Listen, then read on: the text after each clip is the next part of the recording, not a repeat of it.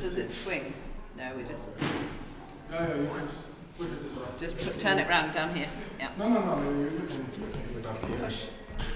Oh, it does push. Yeah, sorry. Yeah, great. Fine. Excellent.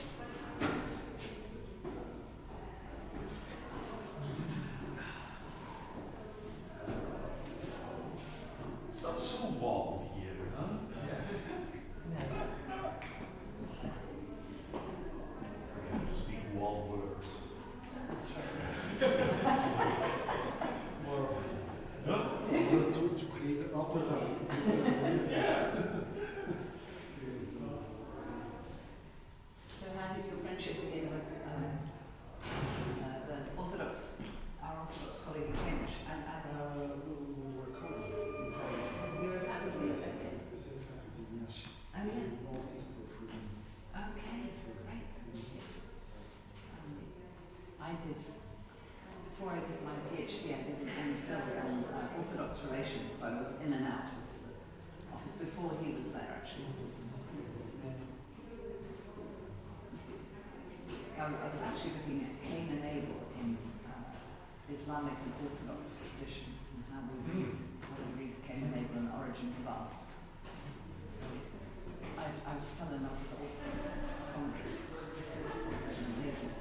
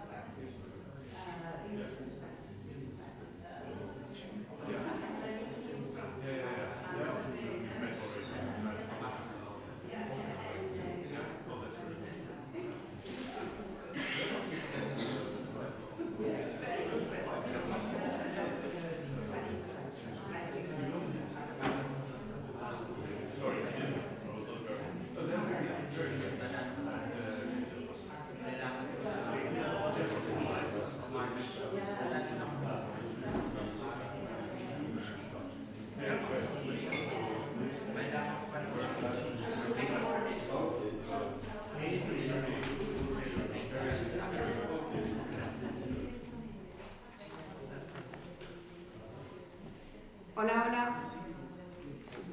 Testing. Hola, hola.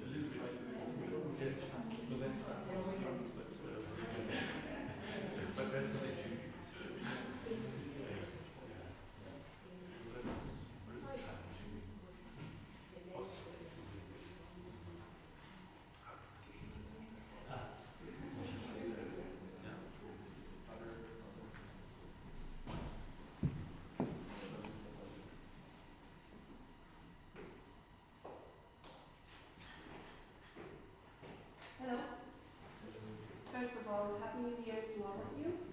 Welcome to the Chapel for Europe, and thank you for being here tonight with us.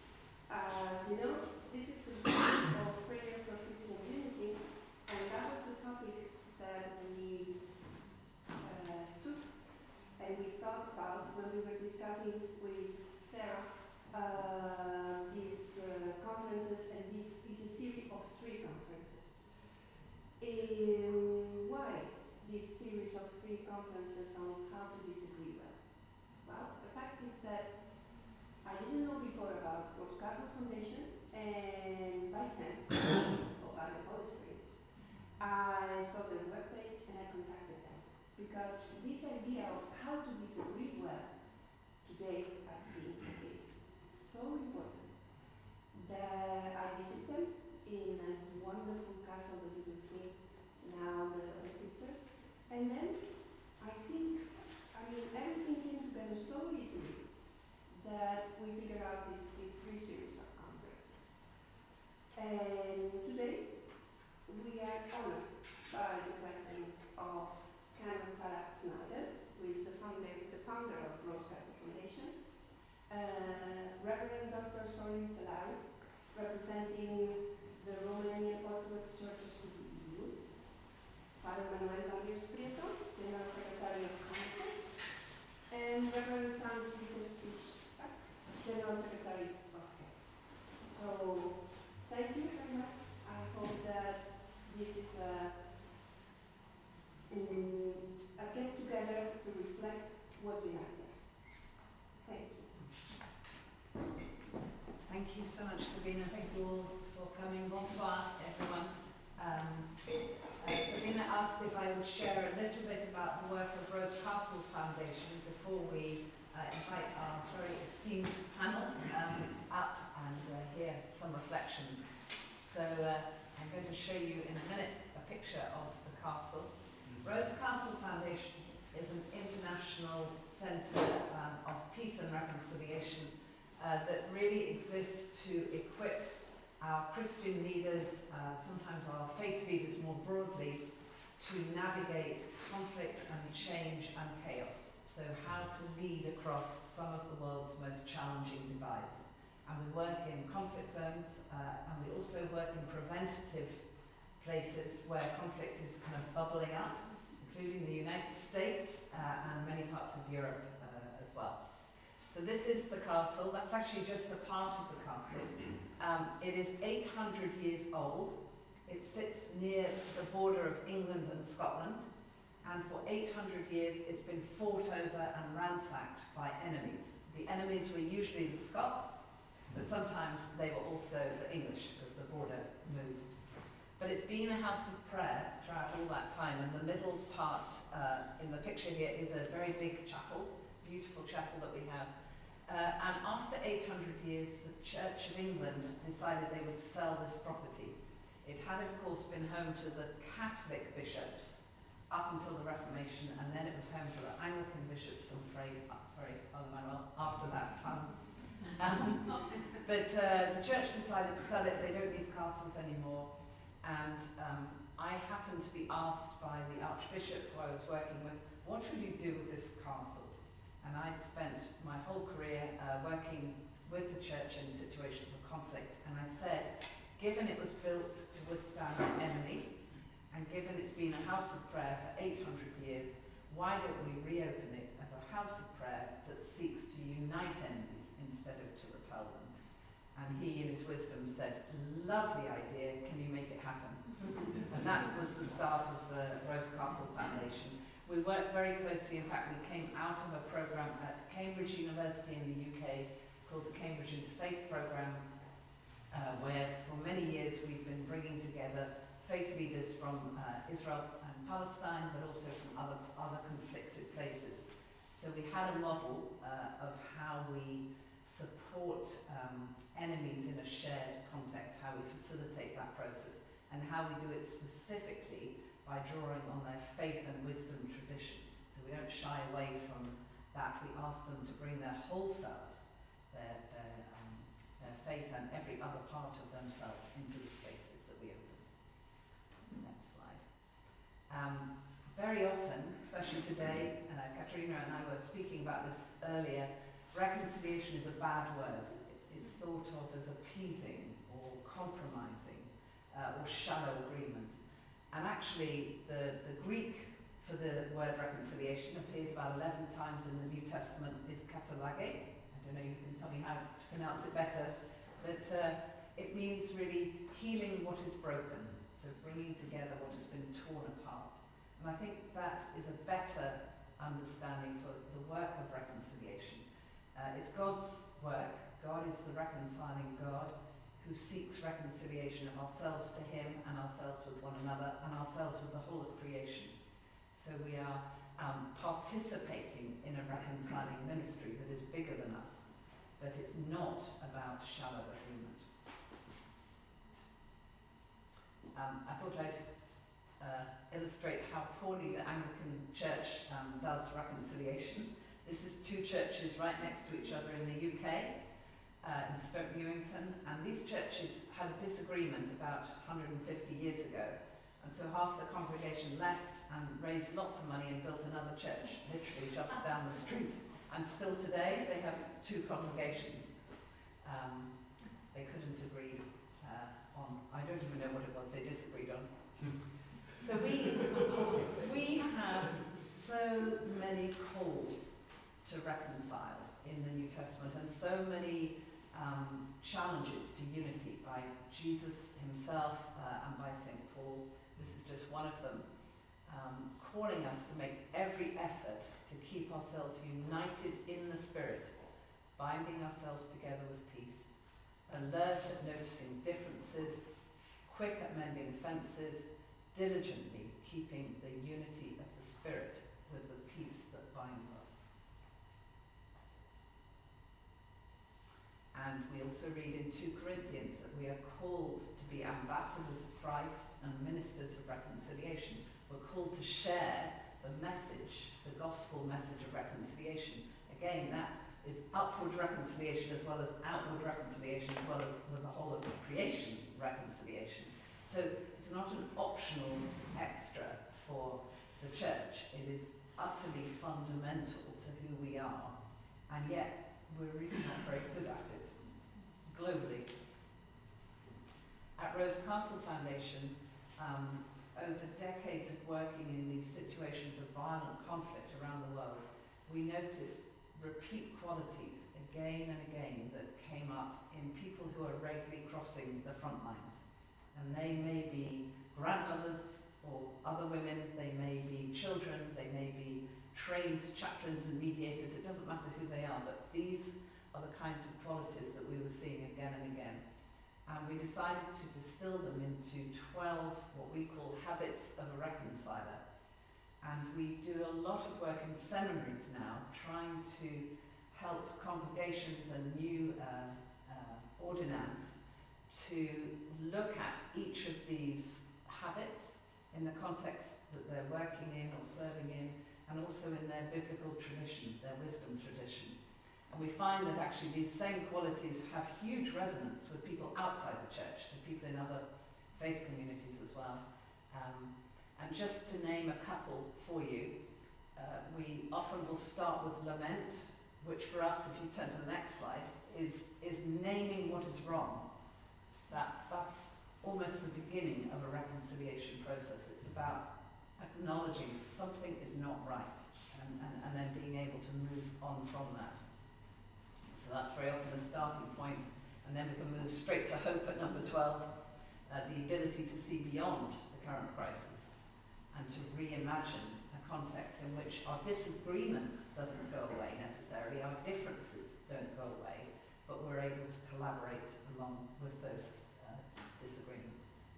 And just one other that I'll pull out because it's relevant. You know, we're kindly being hosted today by the Chapel for Europe, thank you. Hospitality. Very often as church, we are taught to be good hosts of others, and that's the big emphasis, but that's only half of hospitality. We also need to be the guests of different people, the risky guests, if you like, of people in their less comfortable places, eating their less comfortable food or sitting in their less comfortable traditions, and that's the other half of hospitality. So we often call it risky hospitality, because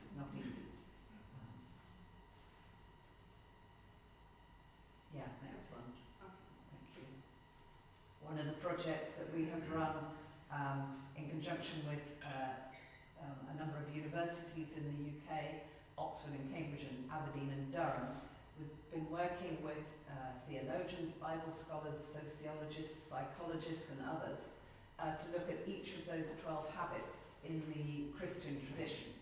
And each of the groups that we worked with were ecumenical, so we were looking right across a whole range of different Christian traditions. What does our tradition teach us about hospitality, or about curiosity, or vulnerability, or stewardship? And then reflecting back, how might this support those who are teaching and pastoring in these communities? What can we take forward from that? And then one other project that we ran recently, we've been inviting Ukrainian church leaders, again ecumenical leaders, to step out of the context that they're in. And this particular group here, this is at Rose Castle in our apple orchard, where every single tree is a different apple. So it's got an amazing, there's lots we can do symbolically with this orchard. But the pastors were struggling with how to lead their congregations when many of the congregants are in the military, are fighting, and many others have also lost people to violence. And a kind of non-violent gospel message somehow seems shallow in that context. So they were really challenged by, how do we preach, how do we teach, how do we pastor in this kind of context? And that's what they came together and learned so much from each other through times of prayer, Bible study, wrestling with different ideas that they each had. And also discovering that they can sleep a whole night without having to worry about being woken. That was the first massive difference that they noticed, to have some sleep before they went back home. So I think that's the end, and thank you. We can think of some questions afterwards, but I want to invite my colleagues to come up on the panel, if you're happy to. And we can share a little bit of reflection on Christian unity before we open.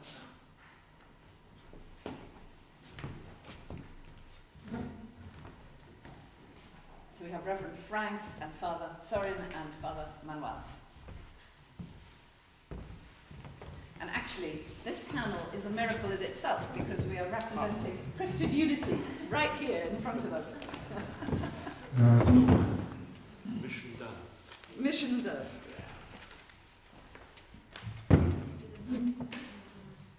So, given Jesus prayed for the unity of his disciples, and in fact, by implication, for all the church, why do we find it so difficult? And how can we, are there any ways we can overcome that?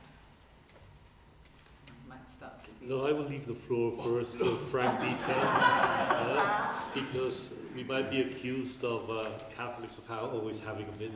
So Okay. No, not at Yes. all. Reverend Frank. But we don't start now to ping pong. No. So, but really, just to say at the very beginning, to start, but not make now a concise elaboration about all what could be on this very, very huge and deep question be said. Perhaps I try to raise 2 points, and then I'm pretty sure you will put on other points or also contradict to that, and we will see where we go. First of all, I think it's interesting that Jesus is praying for the unity, which also means it is not automatically there, and we cannot automatically say, well, yeah, there must be unity in the discipleship. So there is something about praying for it, that it is a kind of fragile unity, let's say. And I think there are also some lessons to learn, also here in Europe and in our work, to say that when we look to the disciples that Jesus has chosen, it is already a very diverse fellowship or community, yeah, with fishermen on the one side, on the other side a tax collector, so people from very different points of the society, of life, bringing them together. And I think that they are together is because of Christ. So that is already a little bit of an answer to our, I think, also ecumenical life, is that at the end, with all the questions we are discussing in a theological, academic way or on a practical way, it's, I think, always also about our relationship with Christ, and Christ in the center of our life, of our church, of our way going with Him, and that brings us together. And I think the Bible and also the testimony of the New Testament is also very, I mean, sometimes it's really, it speaks about life in a somehow crucial way also, because, I mean, if you look into what is happening then, you also see already this fragility again. I mean, Paul, who is speaking, and you have quoted him a lot here about unity and so on, also he said at a certain point, no, Marcus and Bartholomeus, they will not come with me anymore. Yeah, we have a dispute there, there's something happened, and I do not go with them anymore. We have to go differently now. So there, also our Bible is there speaking very honestly about a reality which also we are facing, and what does it mean? So that is this point of fragility in which we are, also as Christians. We are human beings under the conditions of this world with our emotions, and that happens. Yeah, but Christ is calling and praying for the unity. And I think that is something, but then also I finish because somebody else also should speak something about much more about that.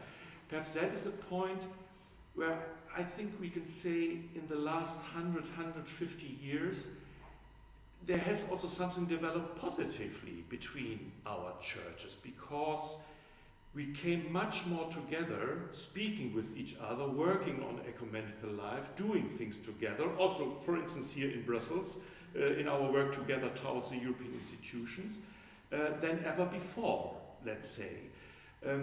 So there is also something happening where I would say there is something positive and optimistic. Optimistic is not the right word, but positive about it, encouraging about it, that we learn, I think, a little bit more to hear this call to unity, walk together, learn together, praying together, and seeing where can we go, where we can go forward. I don't want to make it now easy and color and nice, yeah, but I think there is also something to tell in a positive way. Yeah. Perhaps for the moment there's much more to say, but yeah, others should take the floor now, like Father Manuel. I just wanted to say that I often wonder, you know, when Paul and Barnabas had their sharp disagreement and went their separate ways, the church grew more because the missionary journeys were extended into different directions. So whether that was a positive. Father Manuel, do you want to read? Well, yes. I think it's important that we are having this meeting today, and I was thinking about this on the issue of unity, Christian unity, and also with the help of the Rose Castle Foundation, with these attitudes that help to reconcile. I think it's important that we're celebrating this meeting in this week of prayer for Christian unity. I've been involved in this many years because I was responsible, as some of you know, I was responsible for ecumenism in the Spanish Bishop Conference many years. So we received the material from the World Council of Churches, from the Pontifical Dicastery for the Promotion of Christian Unity. We received the materials for the week of prayer are agreed together and are prepared together. This year, the materials for this 2025 week of prayer for Christian unity are prepared by the monastery of Bolse in Italy. Some of you know it's a very important monastery in northern Italy, an ecumenical monastery. It's also a mixed monastery. You have males and females. It's very interesting. And they prepared the materials for this week on basing themselves on a text that we find in the Gospel of John, which is taken from that encounter between Martha and Jesus when Jesus goes to Bethania.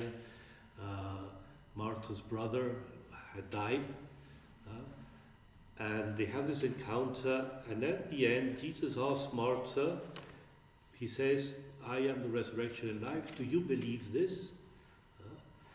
So the theme of the week of prayer for Christian Unity of this year is, do you believe this?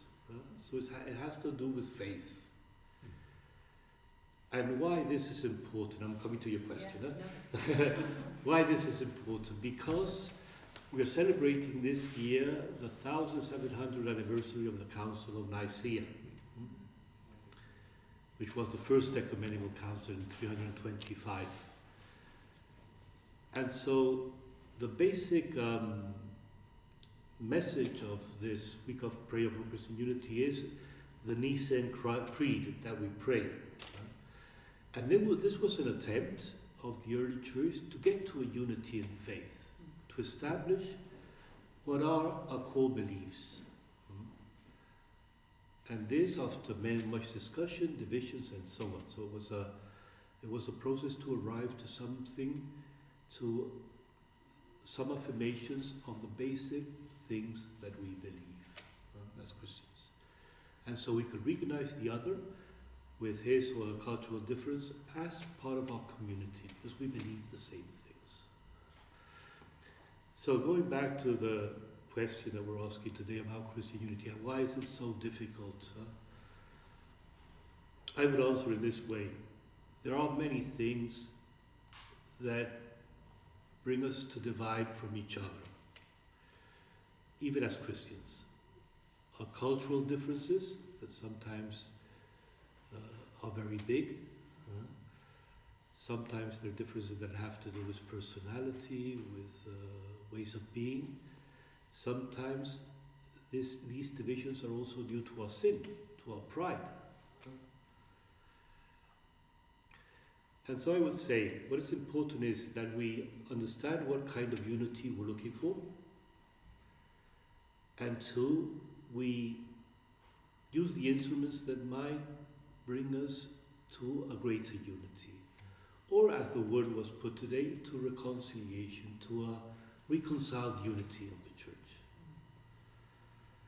So a text that was, apart from the text I quoted before of the Gospel of St. John, chapter 11, on the encounter between Martha and Jesus in Bethania, the biblical text that we had as inspiration for today is a text, and Father ÞELARU will talk about this a bit later, is a text also of the Gospel of John, but it's taken of chapter 17, which is the priestly prayer of Jesus. Jesus prays for the unity of his disciples. And he says, praying to the Father, my prayer is not for them alone. I pray also for those who will believe in me through their message, that all of them may be one, Father, just as you are in me and I am in you. May they also be in us, so that the world may believe that you have sent me.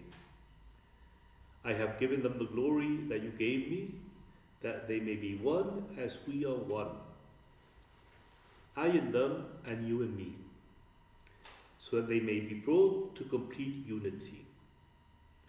Then the world will know that you sent me and have loved them even as you have loved me. So it's a very important text. It's really the basis. And I like to think of it in this way. Ecumenism, our effort to reconcile Christians, or our effort to create unity between Christians, is something that is the desire of Jesus. It's not a human endeavor. It's something that we receive. Jesus wants a unity. But also from this text we can have another conclusion. What is the unity that we're seeking? Christ here speaks of the unity between him and the Father. It's a unity in relation. It's unity in love. It's a deep unity. So I think that is also important. What is the unity that we are seeking as Christians? It's a unity that has to do with our being, with our relationships. And I think this is important. Important. How can we promote this? How can we promote this unity, which is a unity in diversity? It's uniformity, as we said before. It's a rich unity in diversity. And I don't think as Christians we have to be scared if I, as a Catholic, see that in another church the Eucharist is celebrated in a different way, maybe the same faith is expressed with different words. I have to really think of a deep unity, what really unites us. Goes beyond words, it goes beyond cultural differences. So this will be my introduction. I would say a bit more, but I will leave it there.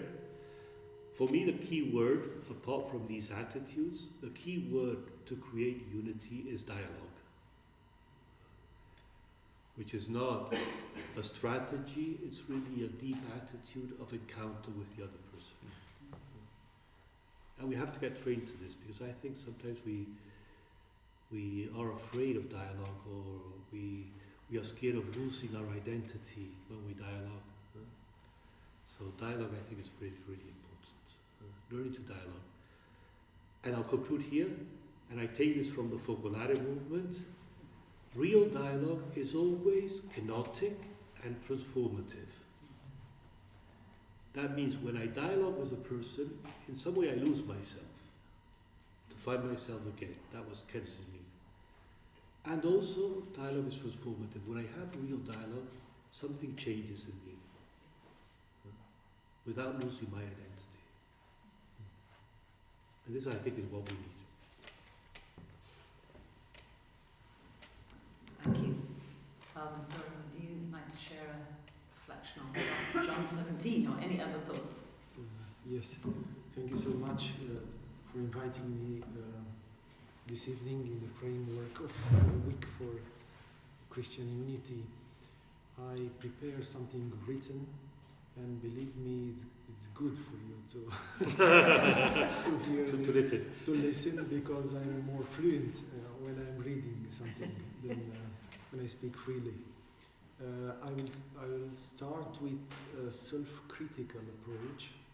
In this, it's striking this exactly in that direction you mentioned about disunity, Christian disunity, and afterwards I will land with a spiritual theological reflection on Christian unity, if you allow me. Yes, please. So, much has been said and written about Christian unity, and much has been done to promote it.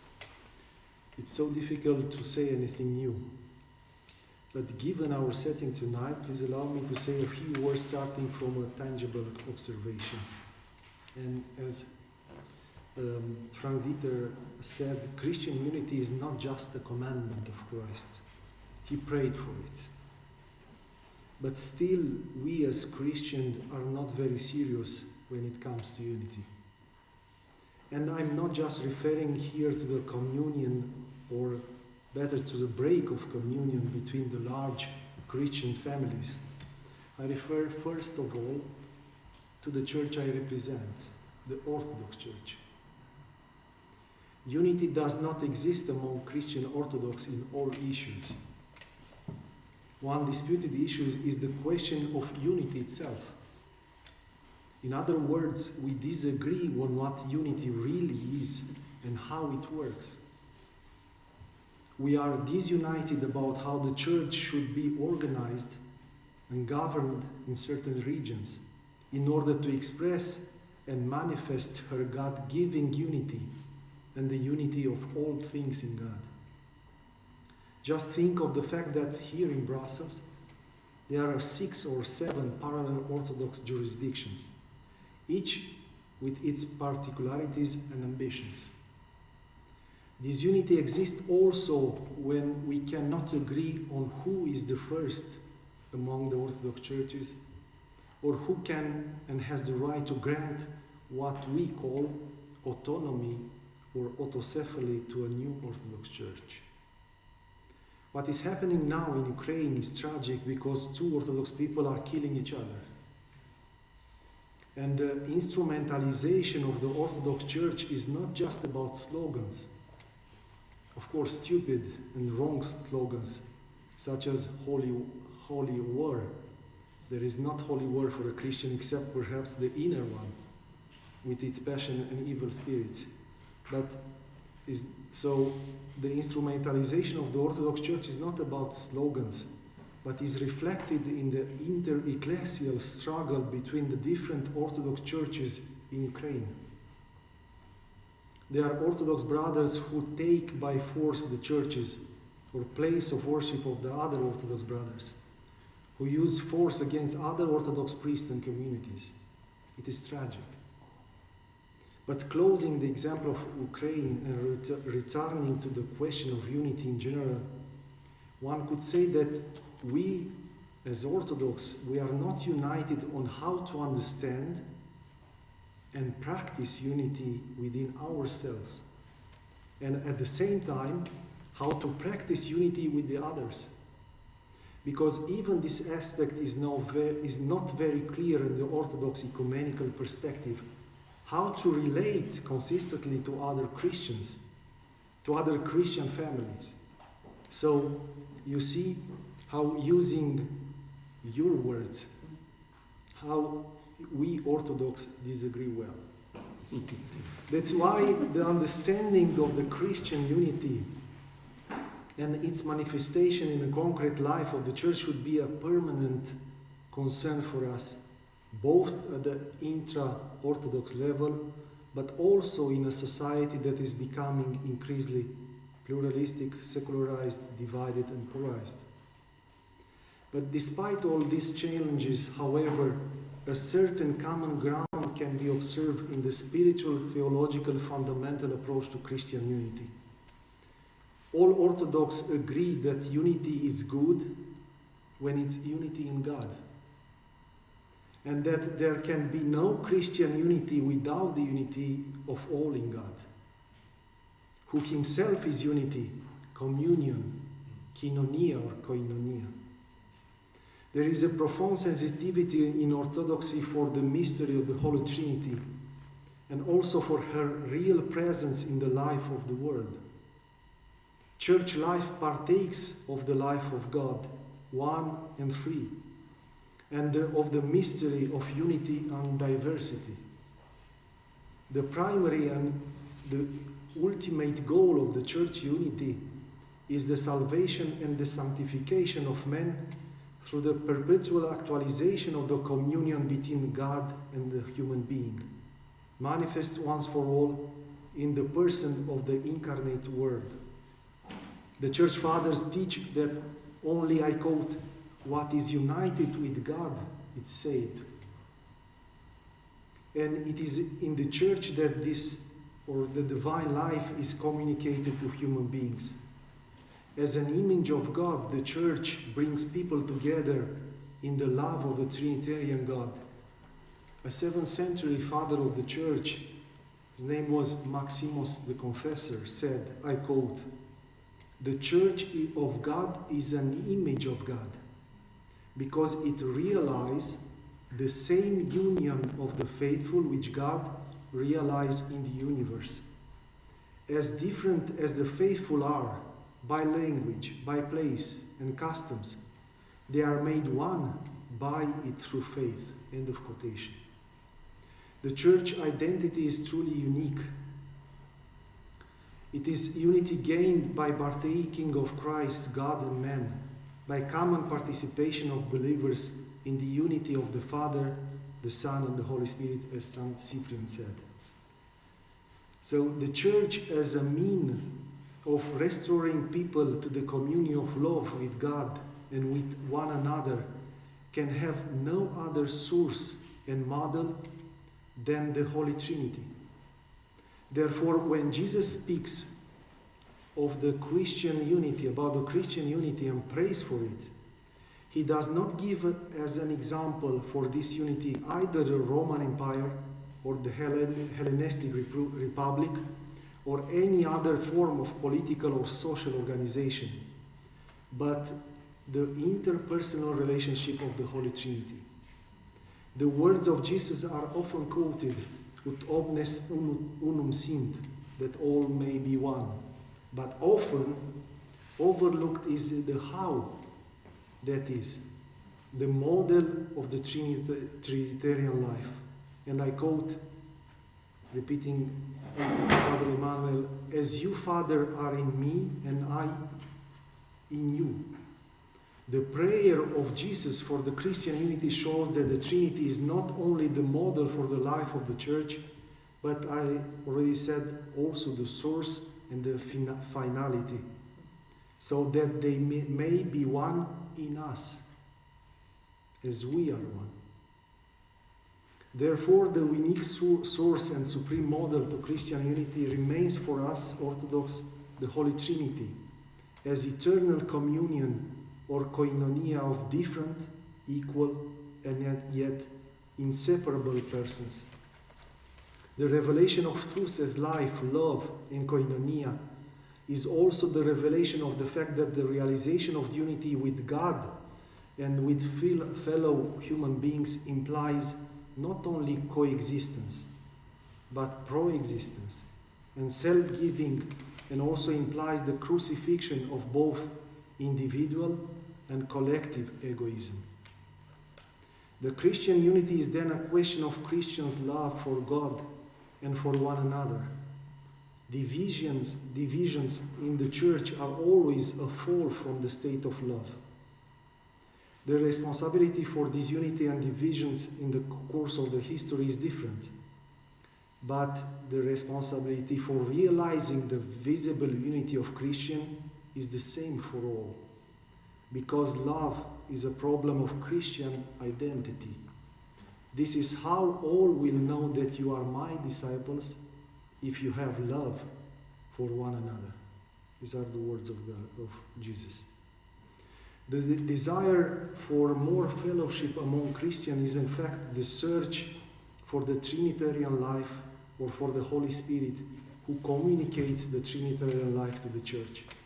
Moreover, when we desire harmony in our family or in our society, between nation and people, we are consciously or unconsciously striving after the life of the Trinity, in which persons live without division and isolation, without confusion and uniformization. And I will end this first part with this conviction, sharing you this conviction. Broken or divided Christianity is first of all a judgment on Christians themselves. Not only on those who have directly caused the divisions, but also on all those who are indifferent to the question of unity or communion with their brother and sister in Christ. Thank you.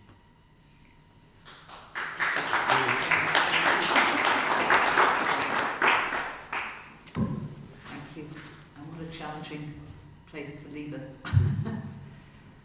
I wanted to ask, maybe back to you, Reverend Frank, how, if we even were to imagine the visible and the invisible unity of the Church, how that might offer, or whether that might offer any hope to Europeans today living in a highly divided, polarized world.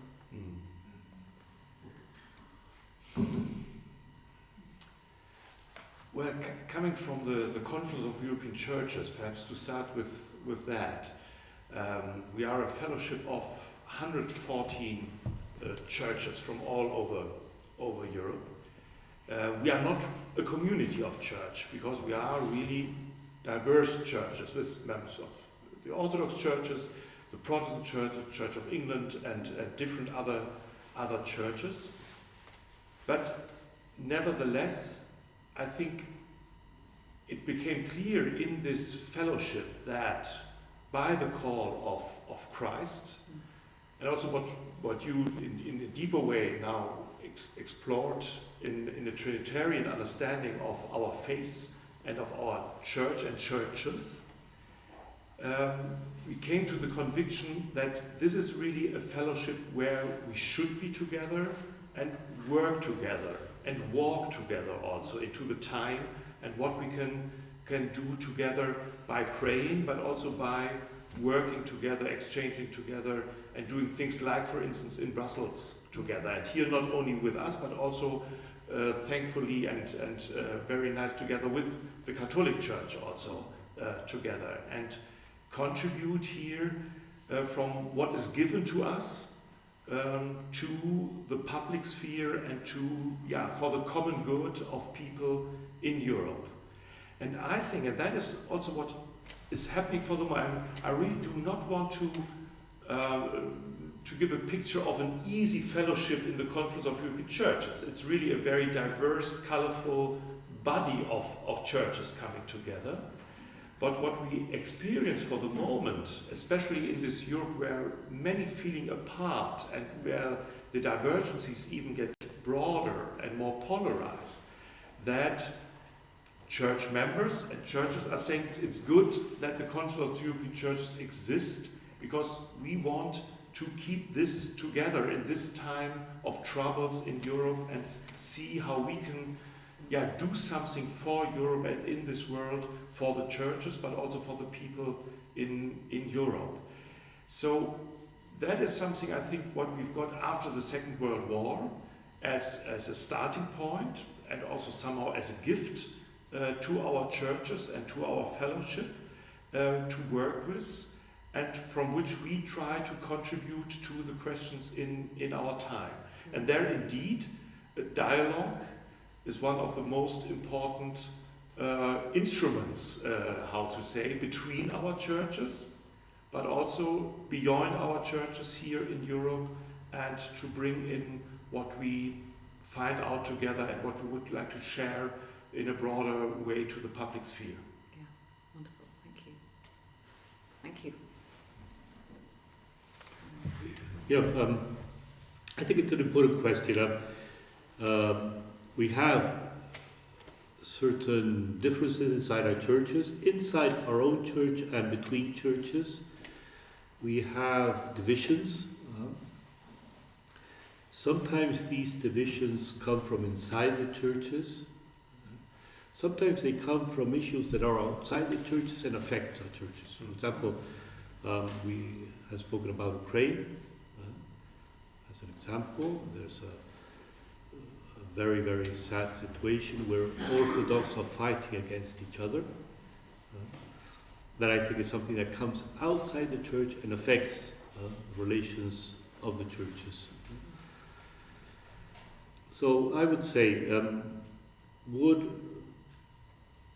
are we as Christians called in some way to look for instruments of unity that can help also our societies in which we live? And maybe yes, maybe we are called to give an example of working for unity that can also be helpful to the broader society. I think with dialogue we can try to maintain the possibility of polarity in our churches, between our churches, without arriving to polarization in some way. I have this experience. As Secretary General of COMECE, the Commission of the Bishops' Conferences, a bit less than for CEC, but there are also different sensibilities in the Bishops' Conferences in the European Union on many issues. An issue, for example, that is seen differently in Germany or in Poland and Hungary is the issue of migration. And when we gather as bishops of different bishops' conferences, we see that certain European issues are seen in different ways. But I think there we are called to give a witness, an example of listening to each other, and maybe to be able, not diluting our differences, but maybe expressing them and living them in a different way, not arriving to polarization. Sometimes I have been a witness that in our meetings there is polarization. Sometimes we see that two persons don't hear each other. Or they don't manage to overcome their precompressions or prejudices that they might have.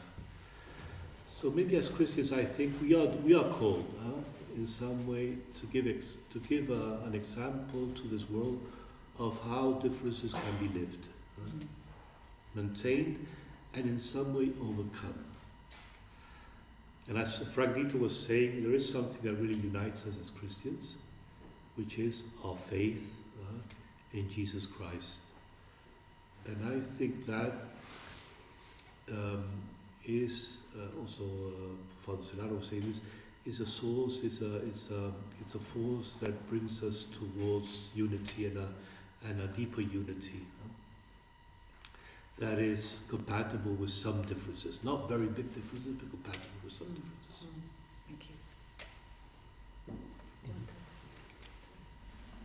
So, just to add a few words, of course I'm among those who believe that the European society was shaped by Christianity. Yeah. May disagree with me, but I'm one of them. And just to give you one very simple example. I don't know if there are French-speaking person in this world. When you are listening to the radio and they are relating about the European summit. Sometimes they are calling the European summit as conclave. You know the word conclave? The word conclave is from the church, is the synodality, is a reality which manifests the synodality of the church. And I'm not really sure that you are aware of it, and you also. But the both of you are working for the synodality. The COMECE, it's a model for the synodality because it's bringing together all the bishops from the European Union. The conference of the European churches is the same. You are working for the synodality, and as you gave this, you remember that this year we as Christians were celebrating Nicaea. For us it's very important because Nicaea was the first ecumenical, so for all the Christian synod or council recognized by all the Christians, but also it gives us the first ecumenical creed. It's the first ecumenical creed. Before that, it exists a lot of credo in all of the Christianity. And for us, it's a model of how to gather together and also trying to overcome the disunity, but also to listen the others. And I will just read a small quotation. I was not prepared for speaking about Nicaea, but I have a small quotation from the 5th Ecumenical Council, where in the preamble of the decision of the faith, they are giving, I think for me, is the most beautiful testimony what synodality is for the church and for the world, and the importance of the synodality. Just small phrases. So, the 5th Ecumenical Council said like this, I quote, "The Holy Fathers dealt with the heresies and current problems by debate in Canon, because the truth cannot be made clear in any other way when they are debated about question of faith, since everyone requires the assistance of his neighbor." End of quotation. So, since everyone requires the assistance of his neighbor. This is the 5th Ecumenical Council. So, for us, at least for us as church, we need this synodality to rediscover this synodality, to put it in work, but also to present and to present to the actual world, to the society, saying that we have to discuss, to have this debate in common. Thank you. Yeah, thank you so much. Wisdom comes surely from exactly that, you know, the ability to listen to our neighbours, particularly our different neighbours, as we are wrestling with decisions that need to be made. And yeah, thank you. I have another question, but I'm going to throw it out to everybody, I think, because I'm sure there are people who, many people here who might want to contribute. And it's a very practical question about how you see churches being a reconciling presence in the midst of your communities, your parishes, in the midst of conflict and change. Do you see examples of that? Can you share those, or do you not see examples of the church being a reconciling presence in those spaces? And then do come in with any other questions that you would like to as well. I think we have a microphone, do we, to share? But yeah, that question, if any of you want to reflect on that first, but we'll throw it out to others too.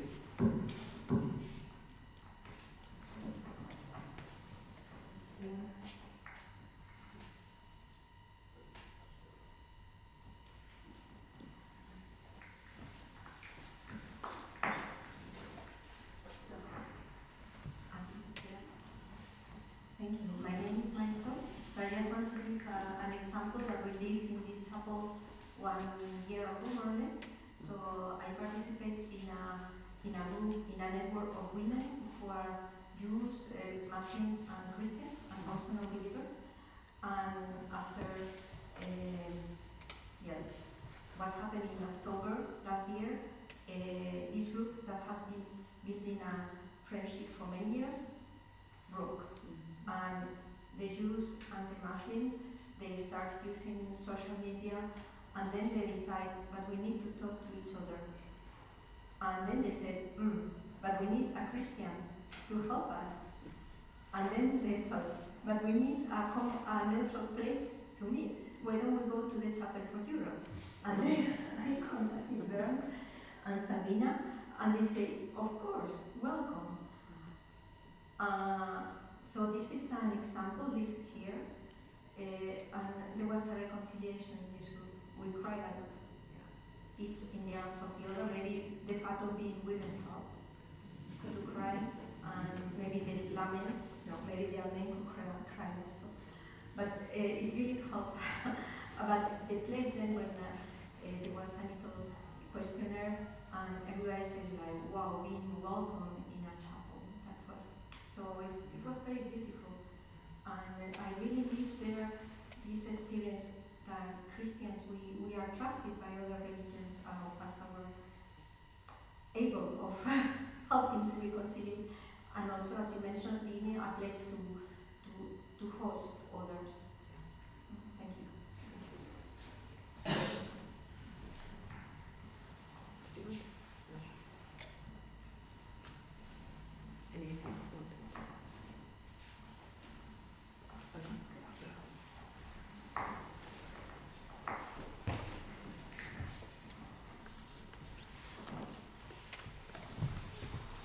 Yes, good evening. My name is Sue Bird, and I attend Holy Trinity Brussels. It's an Anglican pro-cathedral, which you perhaps know. And the Anglican Church just recently has been challenged with a really big issue at national level, which has forced the resignation of the Archbishop of Canterbury. And that is to do with safeguarding and abuse. And the report that recorded what had happened, how it had happened, went into detail. This was an external report, it wasn't a report done by the church, it was an external report. Found that the church had hidden things, had pushed, we say in English, pushed under the carpet very important things which should have been aired earlier. Now, hearing from the inside a little bit, and being a little bit more charitable maybe, we think it could have been a case that these allegations were so serious within the church and against members of the clergy who were well respected by the church and in their community, apparently. So you wouldn't go straight away to accuse that person, you would give them chance. You would give chance for reconciliation, you would give chance for dialogue, you would give chance for any victim to be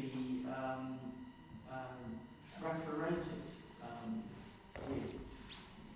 But as it turned out, that turned sour for the Anglican Church because we were in the position we were, at national level and with the public, clearly not on good terms with the public on that issue. And, as I say, which led to the resignation of the Archbishop of Canterbury. So, I don't think that's a good message for that sort of reconciliation, but let's take a step back and say, well, okay, we can learn from that, and we can build on what we've learned, and do things in relation to safeguarding a bit differently. And it's not just about safeguarding per se, I think it's about the church systems as well, and the way the church works. And that may be a longer term journey that the Anglican Church has to go through. But we're still faced, I suppose, with reconciliation to the nation, with the nation, and that's going to take some time. However, I do note, it's very biblical that no sin is not pardonable, and I think the church, the rank and file of the church, we just continue. I mean, we continue to worship, we continue to meet, we continue to have faith. We recognise as a national church the failings, and probably as individuals, as members of that church, we recognise the failings as well. So I suppose the reconciliation in that context has to be in the longer term, and we will see. It's not there yet. But a complex story about what is reconciliation and what isn't reconciliation, clearly. Thank you. Thank you, Sue. Just add a little comment to that, having been working with the Archbishop of Canterbury throughout a lot of this time, that he also sees a difference between the institutional response to these cases and the requirement for us before God to respond to these cases. And they shouldn't be different, but they often are different. And he has publicly shared and resigned over it, his huge sadness that there weren't more within the church who were able to stand up, even when the institution is saying we must protect ourselves, we mustn't come under scrutiny. And I think that extends to many of our churches. There is abuse right across society and abuse within the church, tragically. And perhaps the challenge that I'm taking away from this time at the moment is, how do we respond honestly and in truth before our Lord, even when it contradicts what our institution is telling us that we should do? I don't know if that's helpful, but you had a...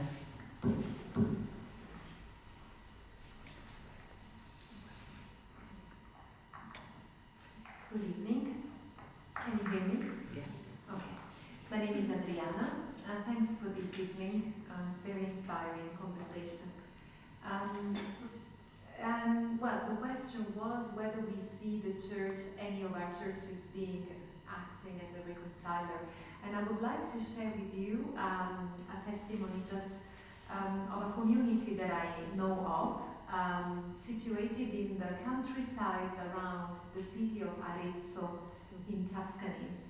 So in those beautiful settings, but rather simple, talking about rural areas, There's a community called Rondine, Cittadella della Pace, the city of peace, which I find an excellent and very brilliant idea, very brilliant project that has been carrying on for, I think, 30 years about, which seeks to bring together young people from countries in conflict. And these young people are selected, they are invited to live in this community for, I think, about a year or a school year. And by the end of that year, they will have learned so much about each other. They will have talked every day to one another. You know, so imagine a Palestinian and an Israeli, a Russian and a Ukrainian, and you name, or many other conflicts in Africa, for example, really from around the world. And these young people learn that their enemy is actually exactly like themselves. They learn to love, to understand each other, they learn to listen, they learn the art of dialogue. And that experience then is expected to be continued once they're back in their country at micro level, in their own communities, in their own villages, etc. So as to act as multipliers of dialogue and peace. I've always found it as such an inspiring and brilliant intuition, and a project which should really inspire many of us on how to build peace, starting from the individuals. Starting from small groups of people who can just encounter at their very human level and discover many more alikeness than divergencies.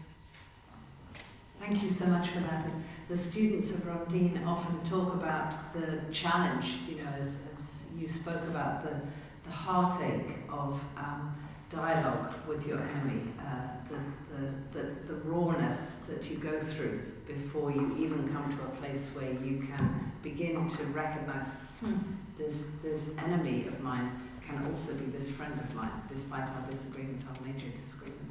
It's a wonderful model. Thank you.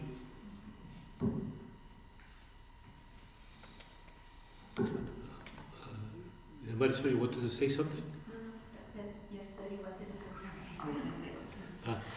So, two things that have come to my mind in this discussion we are having. One of them has to do with the witness the church can give to society. Very interested in what you said. Maybe you can go a bit further on that, on the reconciliation between church and society, church and nation. It's a very interesting thought. But I was thinking, as there are these very good examples of reconciliation, of the work of the churches in trying to bring together. CEC has, and we have Caterina with us, this Pathways for Peace initiative. So it's a lot of work going on in church, trying to not only give a witness of reconciliation, but always trying to work for reconciliation in different places. And I think that's very good. But I think the church in itself, when you find a community, a church community that is really working well, it's really living the experience of ecclesiology, of church, of being a church, you really have a witness of unity in that community. Unity between different people, different ages, different social proveniences of the people. So really the church is called to be a witness to unity. And I think this is important. And then I think this issue of safeguarding what has happened now with Bishop Welby, what has happened in the Catholic Church in many places, I think this really calls us to a deep thought, a deep acknowledgement of what has gone bad. And maybe it also makes us think of a need to change things, change the way power is exercised in the church, and other things. So it's a very big issue. It's a very big issue. I think as churches we have to really think a lot about this and make changes. But I'm happy you brought it up. Yeah, perhaps also one example from my side by this question which you have raised, which came to my mind, and I think I can really say that there is not one parish only which I have in mind, but parishes all over Europe developing this kind of work, is that because, I mean, in nearly all European societies we observe that there is polarization and people are not speaking with one another anymore, or they don't come together anymore together. And there are parishes and churches who try to do something, to offer something there, to bring people together, but also observing that they will not come to the church as a church building, because that is for them and for other people not a neutral place, but yeah, a church. So what they start is to go in the public sphere and to start there something, like a cafe or like a center of coming just together, to do something together. So that people can meet in the area of the neighborhood or on the quarter of a town to exchange something, to buy something. Sometimes it's about food, sometimes it's about clothes, fashion, and so on.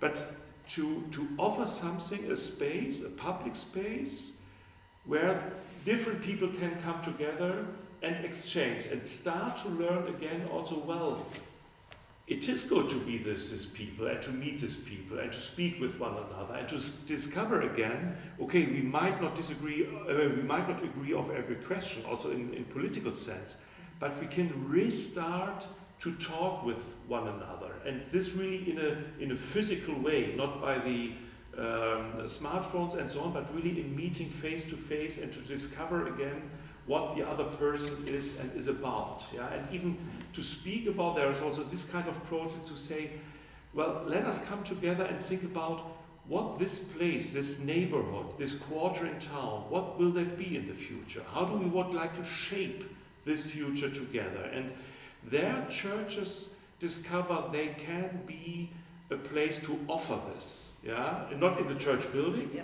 but they can start something to bring people together, to restart working together, coming together, and thinking, how do we want to shape our future here in the neighborhood, in the town?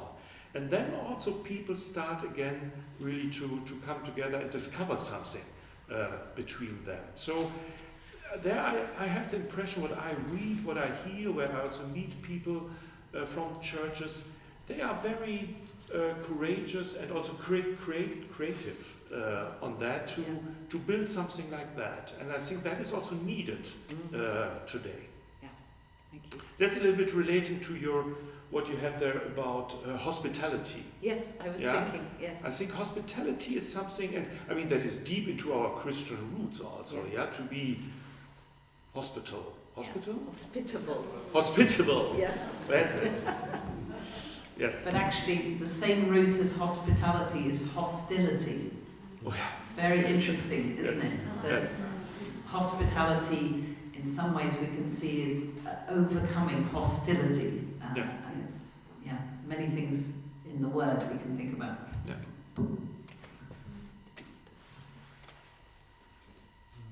Yeah, I'm not sure what to say, but at least I will recommend you two things. During the winter holidays, I had a chance to see a movie. For a long time, I didn't see a movie. I didn't know it. It was recommended by the IA, but it was a good recommendation. So this movie, the name of this movie is "Do You Believe?" It's an American movie made 10 years ago. It's about a pastor, an American pastor, who is interpreted by a street preacher at the crossroad with this question: "Do you believe?" And he answered, "Of course, I'm a pastor. I believe." And afterwards, he realized that everything he's doing impacted on all the people around him. So I recommend this film for you in order to it's a good film. So, but the second recommendation, it's going exactly in the same direction that Father Manuel said. I recommend you to go to the church in order to be reconciled. in the Eucharist, in the liturgy, we are reconciled with Christ, but also with each others. We are giving the peace. How you say when you say the Christ is among us, Sharing the peace. sharing the Yes. peace among us, and so on, but also receiving the peace of God.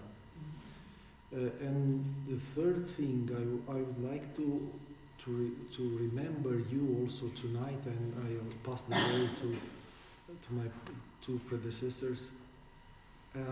We have to give to the Caesar what belongs to the Caesar.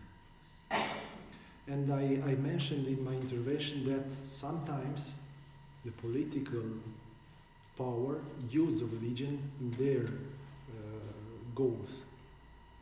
But also, and we are living this reality, at least here in Europe, also the political institution gave us the possibility to meet each other. Even sometimes it's not good for us because we want the dialogue with the institution, not between us, to be organized by the states. But the states and also the European institution, starting with the Council of Europe in Strasbourg, also European institution, they created this kind of platforms in order to meet together as Christian, Jews, Muslim, and to discuss some important topics of our society.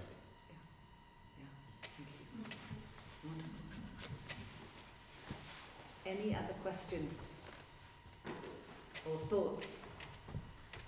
Yeah, yeah. We have two here.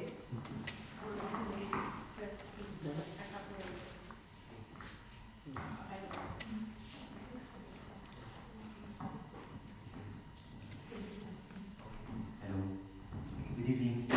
I'm Haji Saji. I'm part of the Filipino Catholic Chaplaincy, and I'm very happy to be part of this conference, and I'm inspired really with this dialogue.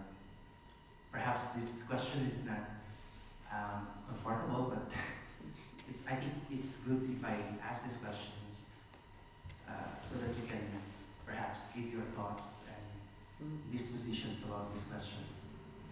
So how can Christian reconciliations meaningfully address the systemic issues of white supremacy, racism, and marginalization of minorities like migrant churches or international communities like us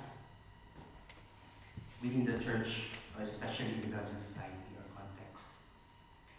I think without reducing these complex problems to be mere theological or spiritual abstracts. So perhaps you can offer your thoughts. This is coming from migrant community. I'll give a very mini starting response to give you some time to think. The first thing I want to say is that reconciliation is often understood to be the powerful saying, we want everyone to be like we are, and then we're reconciled. And so the first reflection I have is that reconciliation should be the other way up, the upside down reconciliation. I think Jesus himself modeled upside down reconciliation. And I really appreciate the 12 habits because you put the first in implementation. Yes. It's really struck me.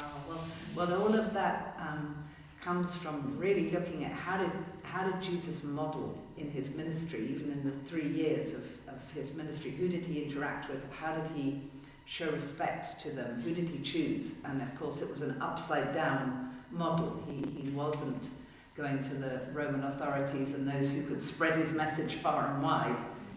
He actually went the opposite way. So that's the first thought. Second thought is, I just from the field, from experience, really believe that reconciliation is rooted in every single person or being seen and heard and valued or loved. You know, as Christians, we can bring the big love word in, that unconditional love. If reconciliation is about being seen and heard and loved, that has to start with those who feel least seen and least heard and least loved by the society as a whole. And again, that reverses the order of who is invited to the negotiating tables or to the reconciling tables. We have the powerful at the back and those who are least powerful at the front. Then we see wisdom, and actually then we see a sustainable model for reconciliation that really can stick. And I've seen small examples of that in Rwanda and in many parts of the world, actually, Asia, Southeast Asia as well. So that's just some starting thoughts. Yeah, I think thank you very much for this crucial question, and also there I have not a holistic answer to it, but just, perhaps also I have not understood it totally correctly, so then you say what I've understood wrong, but going in that direction, I think another part of reconciliation process is also, there I'm not coming from war and for Second World War, for instance. I'm German, coming from German situation. I think there also it was very important, and now making things very, very short, it was a long, long process, and one could also make a whole evening and conference about that, of course, is that the question of speaking the truth and who is speaking it, yeah, and is those who have done that, in that sense, in the war, in the Germany and the Nazi regime, do they really come and it's clear that they speak out what has happened and what they have done, and so that is, I think, also an important moment for a reconciliation process. So that, of course, because you said the voices of the how do you phrase it? Those who are least seen, heard, and loved. have to be heard. Yeah. True. Yes. But then, of course, a very important step is that those who have to be addressed and who were the colonized, or the perpetrators or the colonizers. Yes. Then it is their part to say, well, what has happened, and why has that happened, and what have we done there, and to get about that. And there I observe in my ecumenical context that I would say, perhaps this is also a little bit general, but that there are some countries and churches are really ahead, like in Great Britain, there's a lot of discussion and debate and work on that, or also in the Netherlands, but not so much in other countries. As far as I can see for the moment, perhaps also there I'm wrong, but that is what I observe. And we have still there also, like for instance also in Germany, for other reasons, to learn to think about that. What was our part, our role in this history, and what does it mean also for our society still today, and how we deal in the world, so that I think is also an important step. Yes. So speaking the truth and to relate to this truth also in this process. And I think we are still not everywhere there about having that in front. Thank you.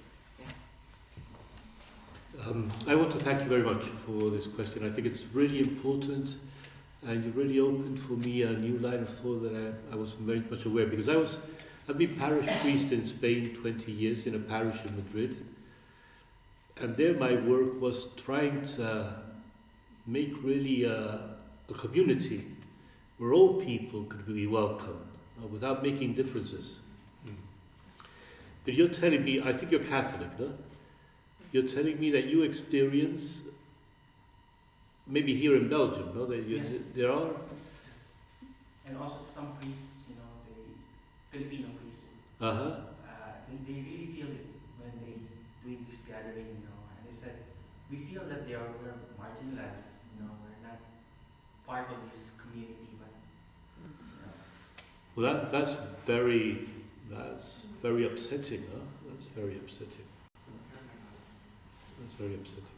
I mean, from a Catholic point of view, and I've spoken with the bishops here, it's understandable that there are national communities. I mean, you have the Filipinos, you have Spanish-speaking community, Polish community, Slovak community. That makes sense. And I know there's been an attempt here in Brussels to not to insist on this. I mean, to try that people integrate in the parishes where they live, and they don't go to their national community, so they get integrated into the. So I don't know what is the best choice. That sometimes is a pastoral discussion, whether it's good to have national communities or whether the people that come from outside have to integrate in the normal church, But I would say if this is felt, it's quite upsetting. It's quite, and I think this has to be addressed in some way. But Father, but it's because I'm working, 5 years working with the grassroots faith-based communities. I'm also working with the Protestant, evangelical, really, especially the migrant churches or the international churches. They're having hard time, to be integrated, with this institutional church, fellowships. That's why when you ask the question, what your church doing about reconciliations, for me, it doesn't make sense to me, because it seems that doing reconciliation is given to the established and well, they have power, to do this. But migrant churches, particularly for us, we cannot say this kind of, reconciliations among, Belgian churches, because we feel that we are very segregated. It's not only that, in practice, but also terms of policy, like languages, they're imposing this. You need to learn French and Dutch, Just a thought, and that is that if reconciliation is understood as being gathered together into the mother church, however you define that, I'm not sure that is reconciliation in terms of gospel reconciliation or the reconciliation that Jesus meant. I think reconciliation is about how we demonstrate to our community that we are modelling what it looks like to be reconciled to God in Christ, and therefore, from that place, to be reconciled to our brothers and sisters in our community. And in doing that, to show or to model a reconciling presence to the wider community. It may be that the mother church needs to be modelled to, if you like. It may be that being reconciled into the mother church is not actually a Christ reconciling movement, if you like. That actually you, and I don't mean just the migrant churches, I mean any Christian community, the first priority is this upward reconciling movement, and then in turn the outward reconciling movement, and then the ripple effect of that on everybody else who's out there. And it slightly shifts the dynamic of suggesting that either the mother church should be the centre of the reconciling movement, or that the mother church definitely should not be. It should be a dispersed movement. A completely separate challenge that I often love to throw out in America, but I'll just throw it out here in Europe, and that is that the churches who have outside the big banners saying we are an inclusive church, and this word inclusivity is often mistaken for being a reconciling church. Everybody's welcome in our church, except anyone who doesn't think like we think. And if you don't think like we think, then you're not part of our inclusivity. And so, of course, inclusivity becomes exclusive, in fact.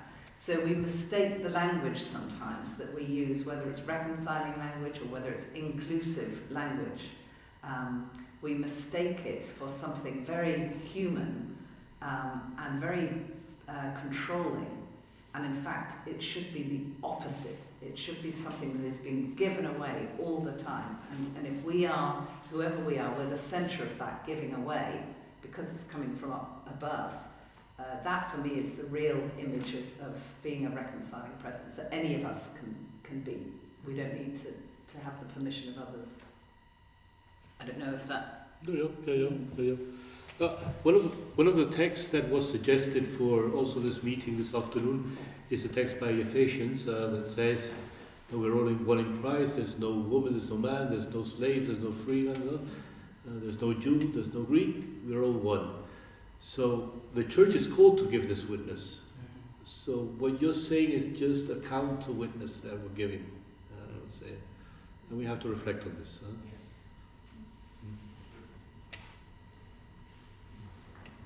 Are we near the end of time? I'm not sure of the time. I don't want to hold any of you up. But There's another. There's a question. oh yes, another No? thought. Ah. Yes, please. When I was listening, thank you so much, I was thinking of two contradictory thoughts, which I think that is okay that they are contradictory. First is that we Christians have been disagreeing since the very beginning. Yeah. So we just need to look at Paul and Peter, and when we read what Paul writes about Peter in his letter, it's not kind at all. It's very tough. So even if we go to the apostles, they were already disagreeing who is the biggest one. So I think that in part of our communities is to disagree, and I think in many Christian communities there's always disagreement. So this is part of us, and I think accepting this is our human nature. But at the same time, I read some years ago a book by Cardinal Walter Casper about the unity of Christians, and he has a big desire for unity, and you see this during his book. He's trying to overcome everything, and at the end he says, but even if we try so hard to break the body of Christ, we Christians didn't manage. And for me this is really like living the body of Christ. The universal church is one, we are one, and even if we make hard and we quarrel, we will not manage to make the body. Well, what a beautiful way to bring us to a close. Thank you so much for that. And thank you to our guests tonight and for modelling for us, as well as sharing your wisdom with us. It's been wonderful. Thank you. Thank you all. Thank you very much.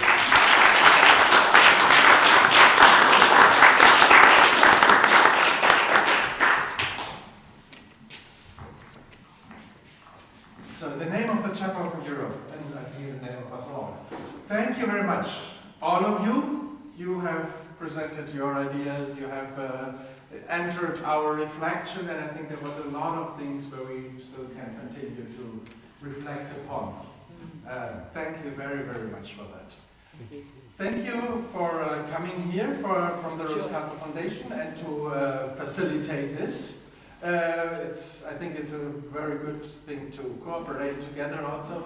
We will have 2 more evenings with this How to Disagree Well with this title. On the 11th of February it will be a round table rather with in the interreligious field. So with Muslim and Jewish partners and Christian partners. And then a 3rd evening in May, that would be the, when is it? 13th of May.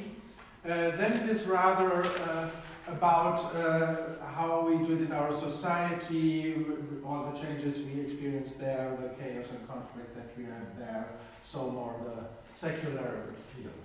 So you are invited to those evenings. Also, together the chapel and the Rose Castle Foundation. Concerning the ecumenical things, here you may have heard that we at the chapel have once a week on Thursdays at 1 o'clock an ecumenical prayer, followed with a small lunch. So trying to really do it continuously, coming together, except this Thursday, because we are in the week of the prayer for the unity of Christians, and this Thursday is the big ecumenical prayer of all the churches of Brussels together, and in the evening at 19 p.m. In the Protestant Church of the Place du Nouveau Marché au Grain at week 8.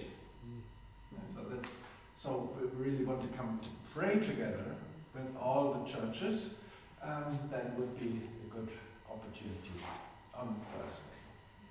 Thank you very, very Thank you. much. Thank you all. Thank you.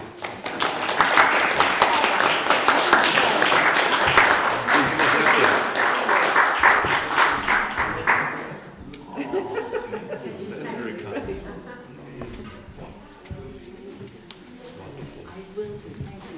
And invite you to have a glass of wine together or to share our thoughts downstairs. Thank you all. Thank you. Thank you. Such great We're going to together. actually, it was really inspiring. That's many thanks. Yeah, thank you for very much. association. This issue should work.